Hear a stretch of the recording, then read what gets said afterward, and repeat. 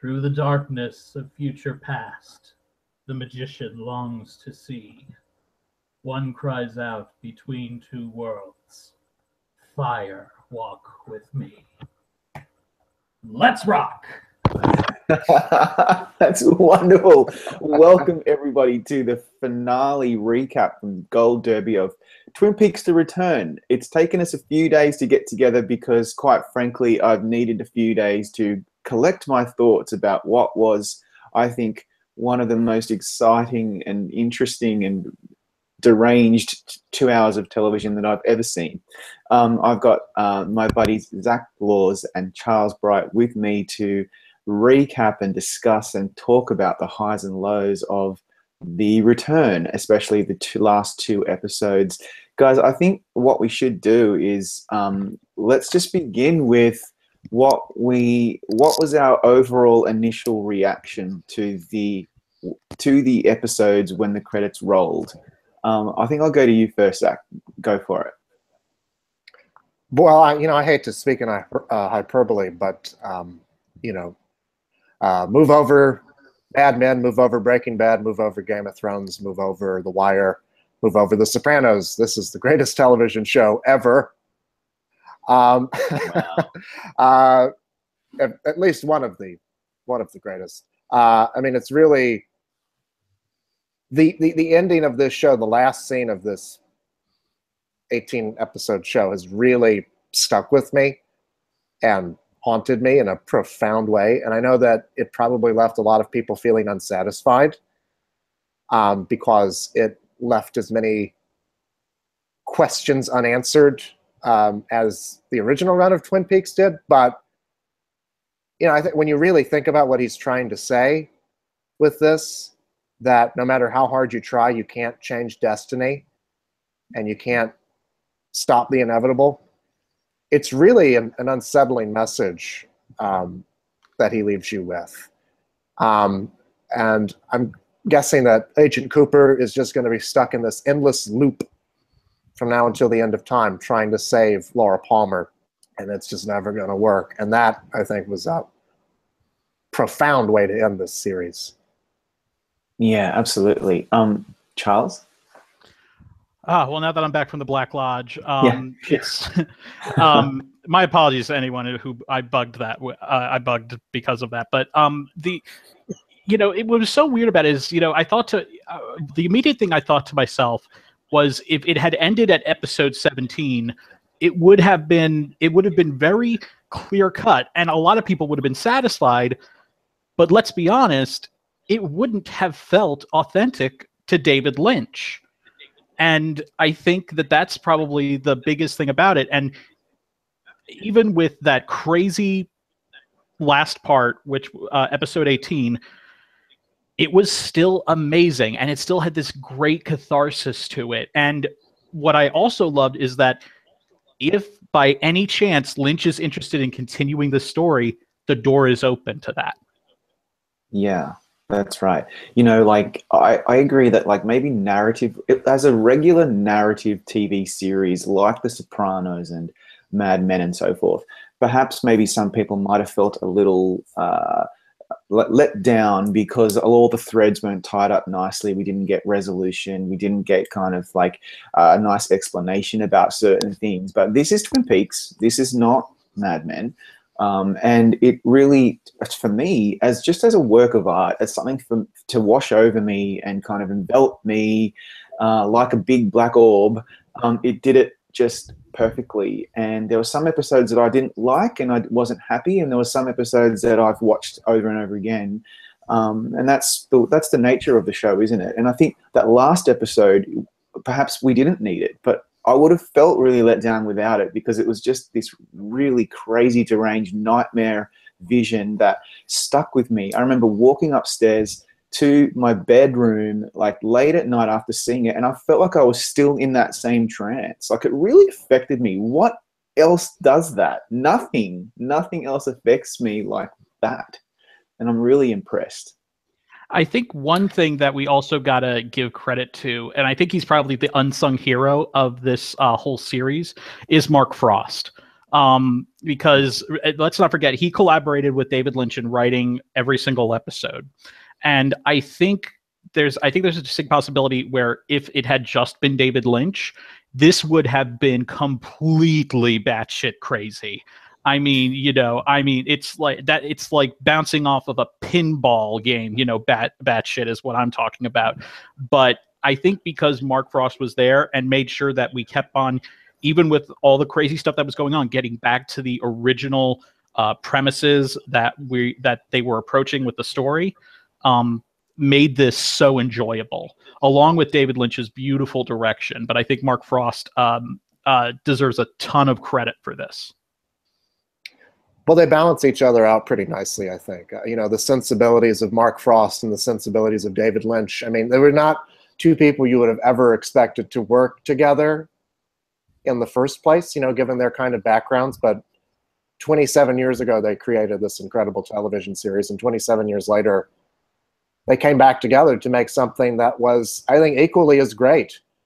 And that's not something that you can say about a lot of revivals. I mean, let's be honest here. I think a lot of people were probably disappointed in that this show was so different from the original Twin Peaks, that it wasn't just trying to satisfy nostalgia the way that a lot of revivals try to do.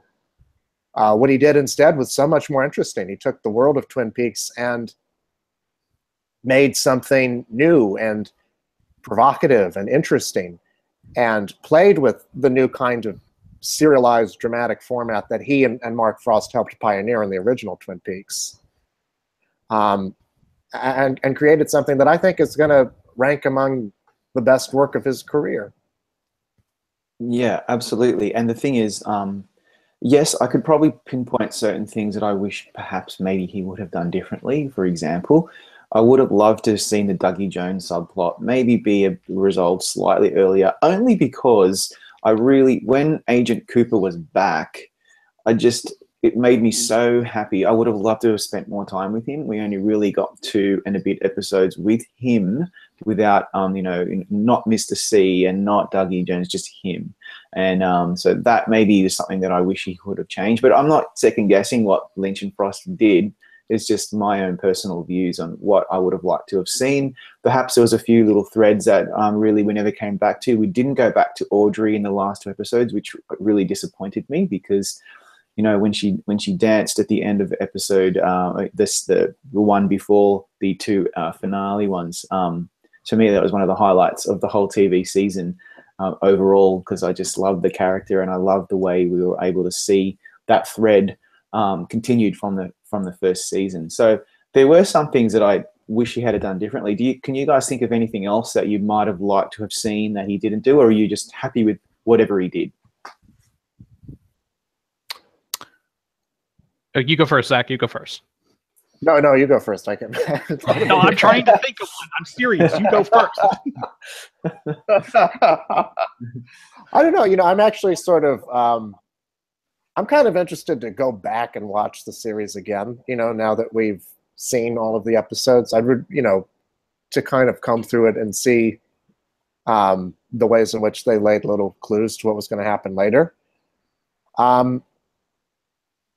But yeah, I can't think of anything off the. I'm sorry if I sound like a fanboy, but I can't think of anything.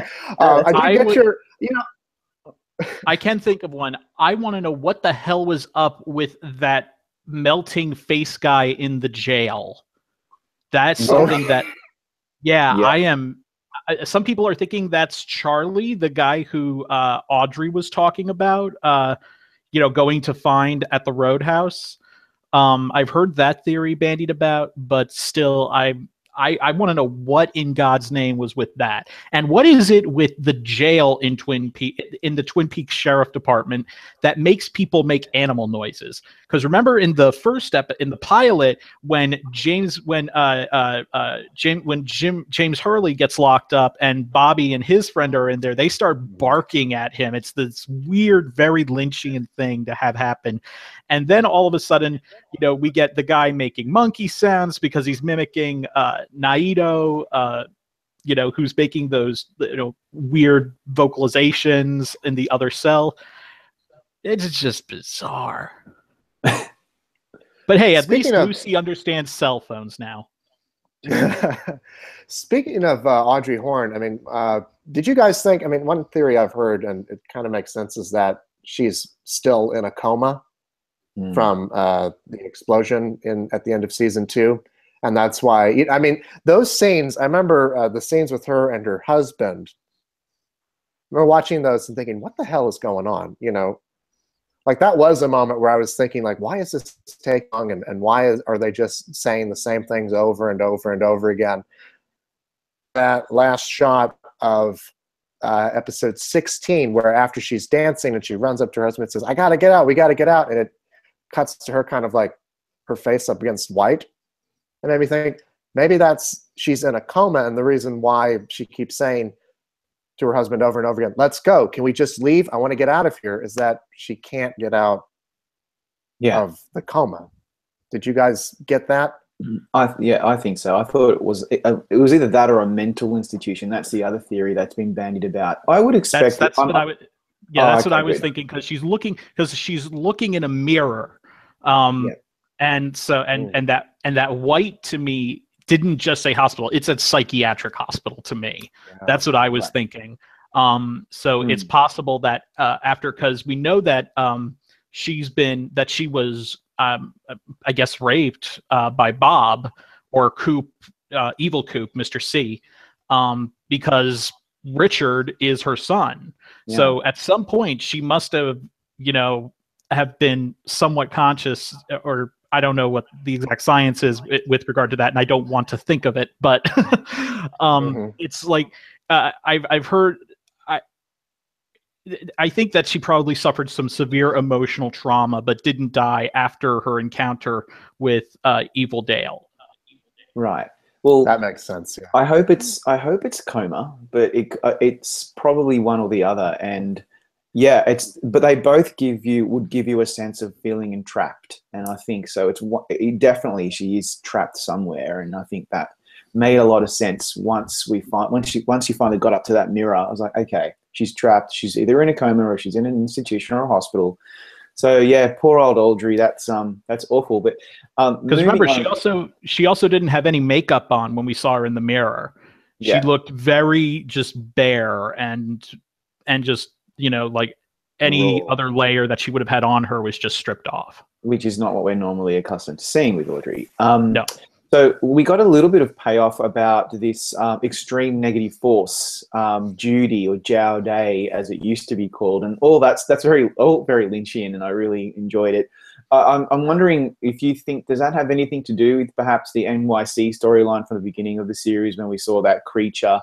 We also saw the creature, I think, very briefly in episode 8 maybe, or sometime around there, very briefly. What do you think about that extreme negative force and and the way that it's tied into the Bob character or persona entity? What do you think? Anyone got any theories? Oh God, I can't think of any right now. It's so crazy, and that just reminded me of another thing that just oh God, it just popped out of my mind of another unresolved story. But it's just, yeah, I have no clue what to make of that still. I think it's just all connected to the Black Lodge. Yeah. Because we saw a Coop come out of there as well for just a brief moment, and then he got sucked back in, and that's when he went to the whole space storyline. And yeah, that's right. Yeah, no, I mean, there is this sort of I'm not sure what the connections are exactly, but I think the overall gist of it is that there is this unstoppable force of evil in the world that is constantly kind of going up against the elemental good of, say, like a Dale Cooper, pretty terrifying. It is. And the other storyline that I wish had been resolved is what is going on with Sarah Palmer. Yeah. What is she? Yeah. Oh yeah, yeah, with the opening of her face and everything, and then what did she do? Did she bite the guy or at the bar or ripped his throat out? It seems. Yeah. Oh man, and and I just want more of Grace Zabriskie because she's such a fabulous, underrated actress. You know, like she was great on Big Love. She's been great at so many things, and I was so hoping for just a little bit more with her. Yeah. Well, we did get that moment of her destroying the photo of Laura right as Cooper is leading her out of the woods. So maybe there's something to that. I mean, perhaps Sarah Palmer is in some ways connected to the overall evil that's permeating throughout the universe of Twin Peaks, and preventing Laura from being able to come back from the death. Perhaps that's just something I'm pulling out of my ass, but yeah. I mean, what more can we do? Like, looking at episode 18, Dale Cooper is watching Laura in the woods. We then gather he is going to try to change the story so that she doesn't get murdered, but he can't do it. And I think then by the end, when he says, "What year is it?" I think you're right, Zach. It's about this continuous loop. It's about inevitability. It's about you can't control, you can't change things. You just have to kind of roll with it. And that is very much linked to grief and loss, which is what I think Twin Peaks ultimately is about. There are other shows that do grief and loss beautifully for me, like The Leftovers. I think that show does it more narratively. This show does it more thematically. And yeah, I really dug that side of it. It really, really affected me profoundly, and that's why it's taken me 3 or 4 days just to kind of even come up with my reactions to the show. And one of the things that really struck me about it overall, I remember watching the very first episode of the revival and being really taken aback by how much everyone in the show had aged in 25 years. And they don't try to hide that. If anything, they accentuate it. All these men like Hawk and Andy and Bobby and Big Ed Hurley, I mean, they've all become lined and hardened, and you can tell that they've been through a lot in 25 years.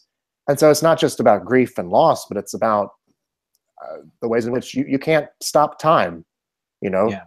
You can't stop aging, and you can't stop what life has in store for you. I mean, one of the most moving moments, I think, was when Big Ed came back and he's sitting in his gas station alone, kind of reflecting on the wreckage of his life and what he's done with it. That, he didn't go for Nadine, and he was stuck with oh God, what's his wife's name? The eye patch lady. Yeah, Peggy. Peggy, thank you. Some Twin Peaks fan I am. It's too hard. Yeah, Big Ed is the only one who gets any kind of happiness at the end here. Yeah, but not only with the aging, it was so obvious that people had aged, but also like we were very much attuned to the people that we had lost over the years, like the Log Lady and Catherine Coulson and Miguel Ferrer, and even Frank Silva, who unfortunately in an early recap video we did, it just completely slipped my mind and all of our minds that Frank Silva had passed away years ago. And that's why the Bob character, we didn't really get to see him crawling over a couch. We had to see him in an orb or in a little flash in the sky. So he passed away very shortly after the series ended. I think it was 1994 or 95. He passed away of complications from AIDS, actually. Yeah. What an amazing character. Just seeing his face in the orb. I keep referring to the orb because for me that was the highlight scene. The whole scene from the moment Mr. C arrives at Twin Peaks Station to the moment he is on the floor and the orb comes out and Jimmy, is it Jimmy? The one with the Hulk hand punches him. Yeah. That's right. Sorry. It's so hard for me to keep track of names because it's like I don't care about the names. I'm just kind of like enveloped in the whole, the feel of the show. It's that guy. And that guy. But it was really cool the way that was all done. What did you think? What I loved about it is right when he arrives at the Twin Peaks Sheriff Station, you are just, and I'm sure this is true for the both of you, you were just tense going, yes. Oh God, what is going to happen? I was terrified. Shoot Andy? Is he gonna just go on a complete rampage across the sheriff's station? What is gonna happen? And then I love the look on Lucy's face when she gets the call from the real Cooper. The look on her face is so perfect. And then when when you think, first of all, I love when Evil Coop shoots his gun, it just hits Truman's hat, so his hat just moves very slightly. And then it's Lucy who saves the day, which was so cool. Love Lucy. It's true. Like, I love, and the way that Sheriff Truman was so slowly kind of piecing it together in his head. I was terrified, and a lot of that has to do with the way Kyle MacLachlan played Mr. C, Evil Coop, whatever the hell you want to call him. He just, I mean, he had the black contacts on, that probably helped, but he was just so good and so scary that I didn't really need to have Frank Silver climbing over a couch. Like, it was enough for me, for Kyle MacLachlan to do it. And I have no words to describe how impressed I am by Kyle MacLachlan's performance in this series. Yeah, can we just talk about how great he is, not just as Mr. C, not just as Dale Cooper, but also Dougie Jones. I mean, yeah. I wish it was 2018 already so that we could be talking about Emmys for Kyle MacLachlan. I know. Oh God, he so deserves not to mention the nomination. Yeah, not to mention Naomi Watts and Laura Dern, Laura Dern. Robert Forster, and the number of guest stars that they can submit. I'm guessing they'll have to submit in drama, but no, I don't think. Charlie, you look like. I don't think they'll have to submit a drama. I think it's a limited series, right? I've heard two different things, so okay. I'm not sure yet. No, well, they got a year to figure it out. That's right. Yeah. Maybe they can make submissions, but we should talk about Emmys. This is what we do. Well, I just wanted to bring up one other thing that has been probably my favorite part. That was, I mean, and there were a lot of parts where I was laughing at this show. In a good way. I was laughing along with the show because it was presenting certain things as being completely absurd. But my personal favorite was, I think, in episode 16, I can't remember the guy's name, but Chantal and the hitman and hitwoman and their demise in Dougie's front yard. Oh my God! This random Polish guy. With automatic weapons in the back of his car, and the way he just starts shooting at the truck while it's driving away, killing them both. It is great. It was so wonderful, and I'm like, I want David Lynch to do a heist movie now. I totally agree. Before we wrap up, let's talk about Emmys. I expect the Emmy voters to ignore Twin Peaks. That's just what I'm expecting. It's what they kind of do with things like this. But if they do go for it, Kyle MacLachlan should be nominated and should probably win in limited or in drama. And I hope David Lynch gets a directing nomination, and it'll get a lot of tech stuff. What do you guys think? I think if anybody other than David Lynch wins for directing, thanks. I was going to say, I think if anybody other than David Lynch wins for directing, then they should just retire that category. Because, I mean, seriously, I can't think of anybody else, to have taken and not to disparage anybody else working in television today, but, to have directed 18 hours of something and something that was consistently, where do you think it was good or bad? It was something that was provoking, and it made people talk about it week after week, and it was surprising, and it was funny, and it was surreal and scary, and it was moving, ultimately. Yeah. And I don't know what episode he would submit, what episode he'd be nominated for. They should just reward him for the whole damn thing. And as you were saying, Charlie, it's Mark Frost as well. I mean, these guys wrote 18 hours worth of television and created an 18-hour feature film. I mean, these two guys should be rewarded for their efforts. Correct me if I'm wrong, Zach, but I believe that because David Lynch directed all 18 episodes and Mark Frost and David Lynch wrote all 18 episodes, that they would just get a nomination for the entire series. If it's limited. I'm not sure that if they... I'm not sure if they can.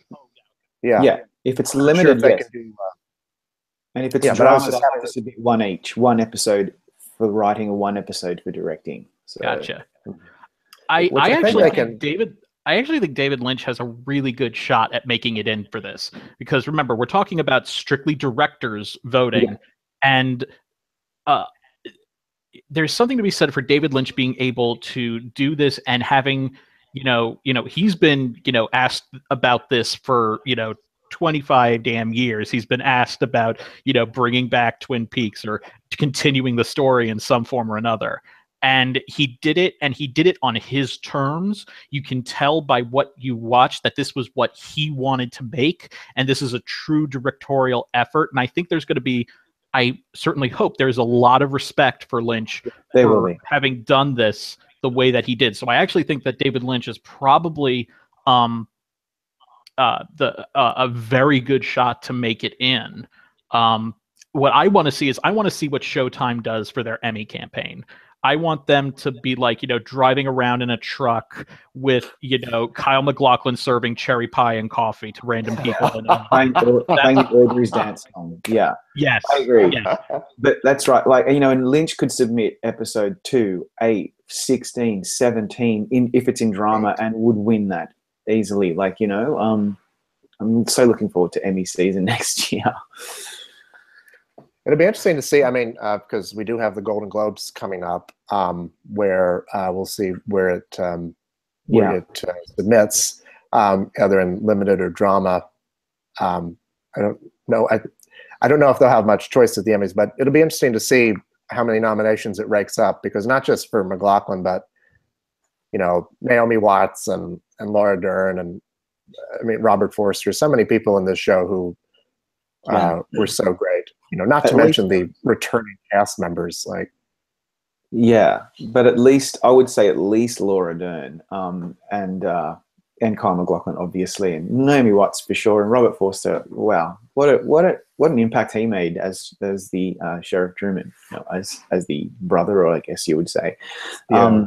We got a chance to see. I just remembered this. Also, we got a chance in that finale to see 3 people who were in the original but weren't able to do the revival. We got to see Jack Nance, who they had at the end of the credits of the final episode, had a beautiful little in loving memory of Jack Nance. We had Piper Laurie and what was her name? Joan Chen. Joan Chen, that's right. Yeah. We got to see both of them, and they were not in there. And it surprised me because Joan Chen didn't surprise me as much because, of course, she's trapped in a drawer handle, as we saw in the original series. But Piper, I didn't know Piper Laurie was still alive. So I was it blew my mind that she wasn't in this, and that's why I'm hoping we get more, because I want Piper Laurie to come back. Hopefully, hopefully racistly disguised as a Japanese businessman. If there was one complaint I had about this revival, was that there was no Piper Laurie, and I'm not sure if he just couldn't fit her in there, or what the deal was. But who knows? Yeah, you're right. He should make more Twin Peaks anyway. But I hope he does. Yeah. But if he doesn't, I think this is a really incredible send off for it.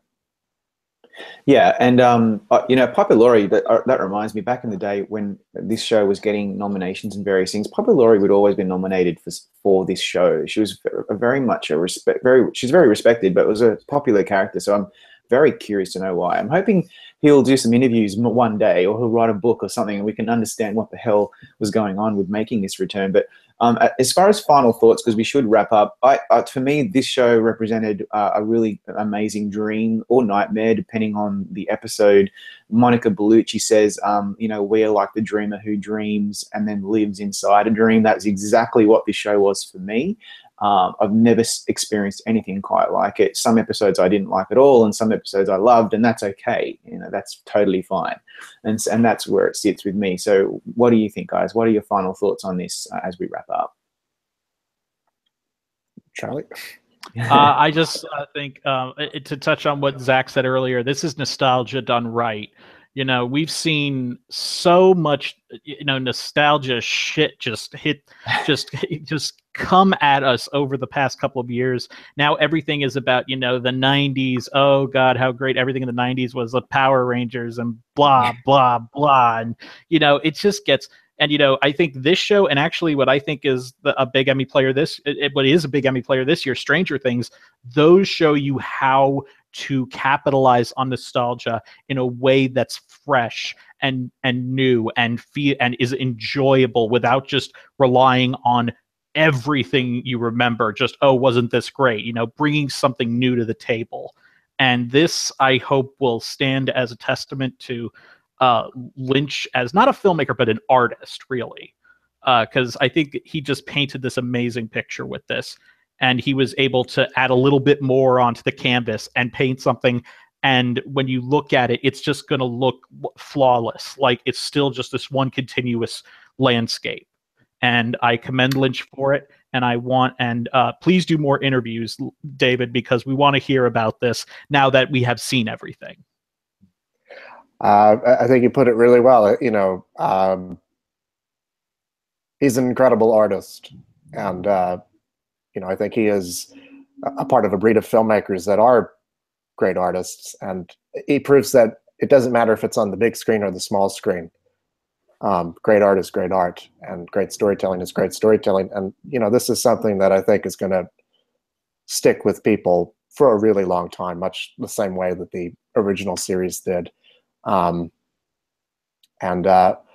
know, not only do I hope he gives more interviews, I hope that this means he's going to make more movies and more television, because I'm going to miss having Twin Peaks every single week in my life. Absolutely.